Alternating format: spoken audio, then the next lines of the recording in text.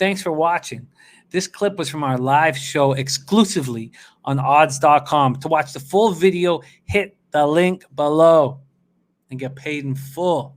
Let's move on to Ravens, Patriots, and this just feels like Ravens smash. We talked all about how Ravens were the move on Sunday yet. I didn't pull the trigger, and it's still eating at me.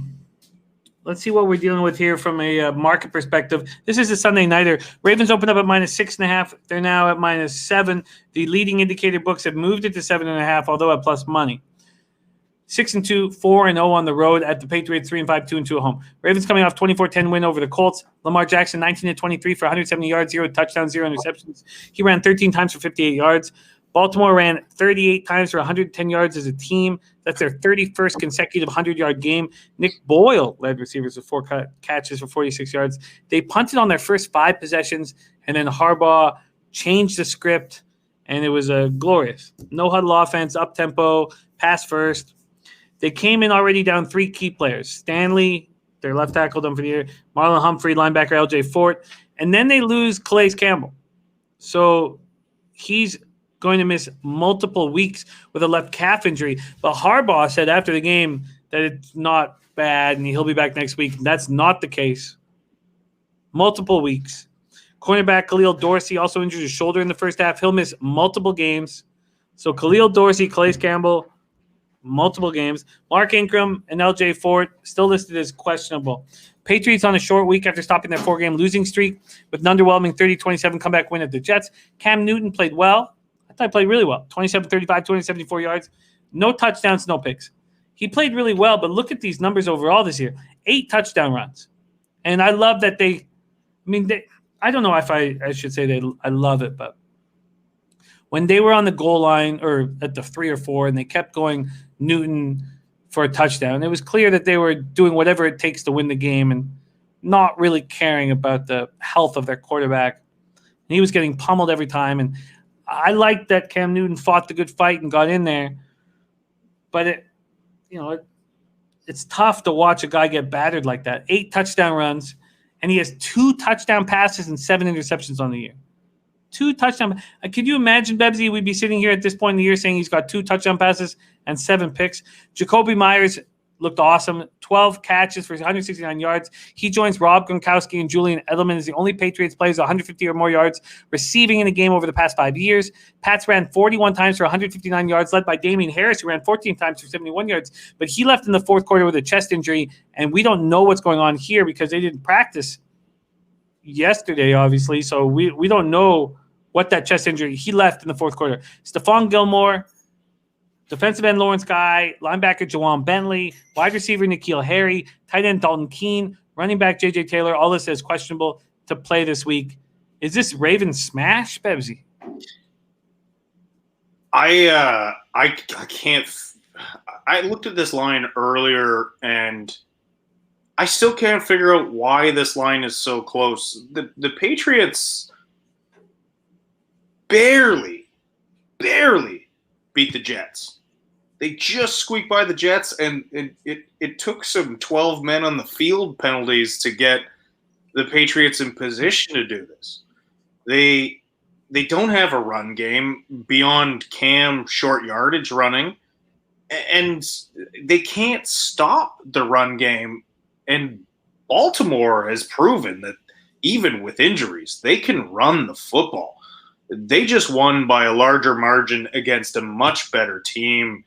This feels 100% like Ravens smash. I feel like this line should move more by the end of the week. I just can't see the Patriots even putting up a fight in this game. 2 touchdowns, 7 interceptions. At this point in the season, this is that's just horrendous. Look, this is the Patriots are bad. The Patriots might have next to the Jets, and I don't even know if I believe this, but they have one of the least talented rosters in football right now. And it shows week in and week out. This could, Mr. Funmonk's saying this could be a 40-10 game. I wouldn't be surprised by that. I would be far more surprised if this doesn't cover than if it's 40-10. Yeah, the only concern is just last week's shit kicking. Other than that, I'd be bullish. And I think I should still be. The Ravens didn't look great. And well, they looked better second half, but again, they're also facing a very talented defense. Absolutely. And Harbaugh made the adjustments. And yet they still covered in that game. Even just look at Indianapolis versus New England. Who's the easier opponent? Yeah, for me, you know what? I hate being bullish coming off of the week I had last week, but to me, this is just it's got to be the Ravens here. It's got to be a first half full game Ravens. So I'm going to do it, and the Ravens haven't steered me wrong this year. I mean, I know they're 6-2, but 4-0 on the road, and even when I was bullish against the Steelers, and they won the first half, so I doubled up there, and I was losing the juice situation. Okay, I'm gonna double up here on the Ravens. Dennis Garcia said this is how everyone sounded when Baltimore played Philly. Look, they let their foot off the gas, and we know what Wentz can do. And but you're right. That is a good point to bring up. This is Ravens smash. This has to be Ravens smash. So I'm gonna, and this scares me when we say that. It scares me when we say that. But I'm gonna double up here. Bebsy, what do you want to do? I'm taking full game. What is first half in this? Well, it's between 3.5 and 4. I will tell you what you can get exactly right now. We're on the odds.com odds page here of the Licensed American Books, and there is a 3.5 on the board at FanDuel, and it's really nice, man. Minus 3.5, minus 105. That's much better than I can get. Ugh, double ups have been killing me lately. Do you just want full game? I just want full game. All right. The Ravens full game for Bebsy is there's a 7 available at FanDuel, the minus 105. You know what? Fuck it. I can't let. I want first half and full game. I can't let that shit get in my head. I want first half and full game.